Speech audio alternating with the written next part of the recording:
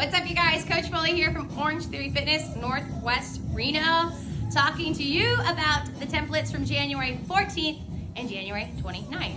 You're gonna see some endurance on the treadmill, starting off with the 2G template.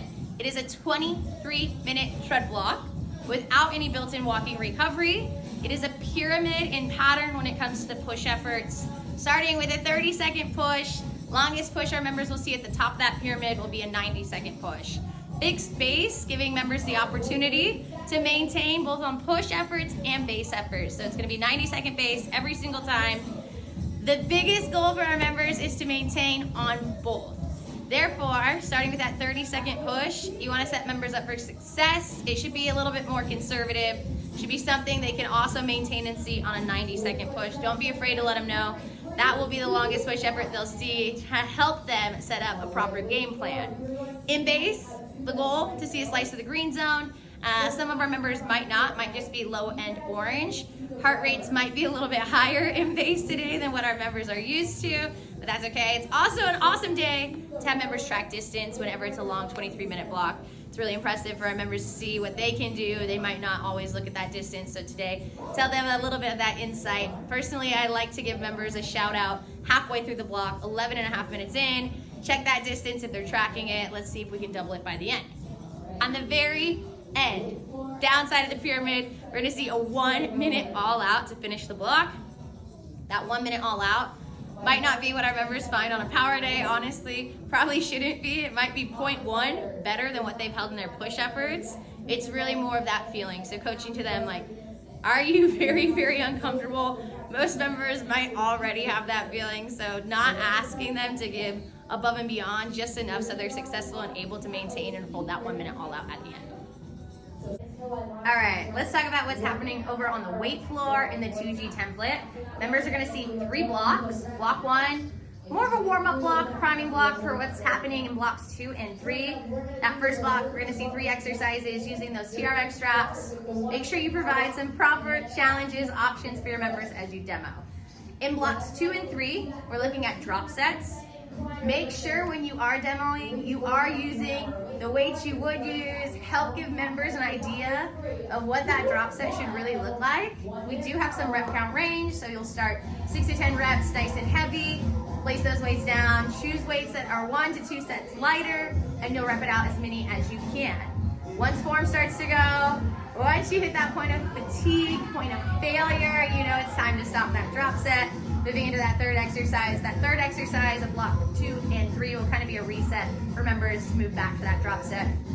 In the drop set, with the rep count range, if members are able to get to 10 reps in the first set, and then they're going above and beyond 10 reps as they rep it out, that is a good sign for your members to go heavier in the next set. So make sure you're scanning the room, checking in with members, asking them off mic, how many reps did you get? Help challenge them, help make sure they have the right weight choice.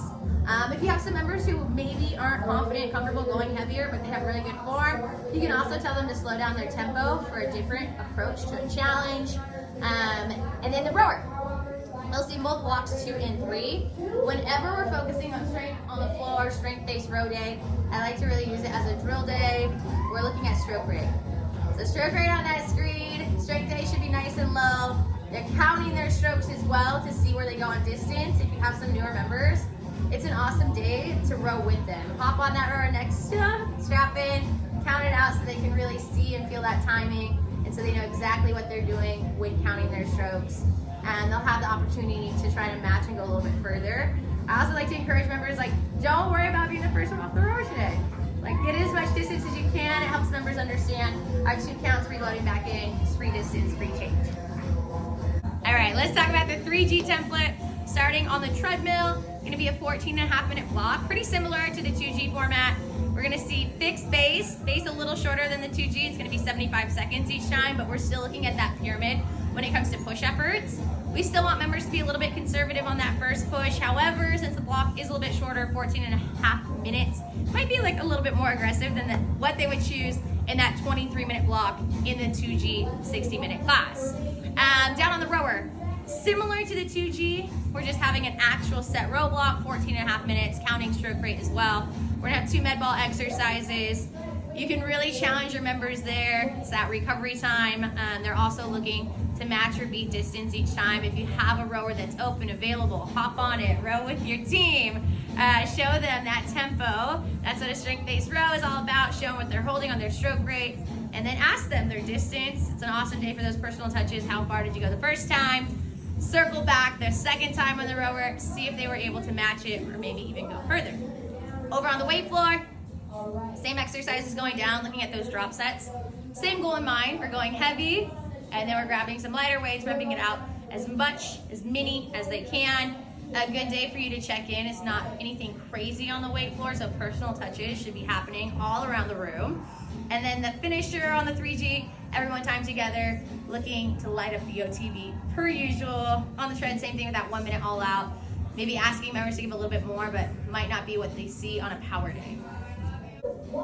Overall, the template, amazing. I personally love a good endurance day where you're getting lots of time to help members, to be with members, to connect with members, correcting form, being off mic during some of those long efforts, long intervals on the treadmill, and just really making that personal touch throughout the room, especially with our rowers and the weight floor. Also, just a great day, high splat point day for our treadmills, seeing those push efforts. Also a great day to check in and look at their speeds, their inclines, and then on mic, maybe even shout out some of those members who are maintaining and who are able to come back to base every time. So I hope you have fun at coaching this. I know I will, and have a great day.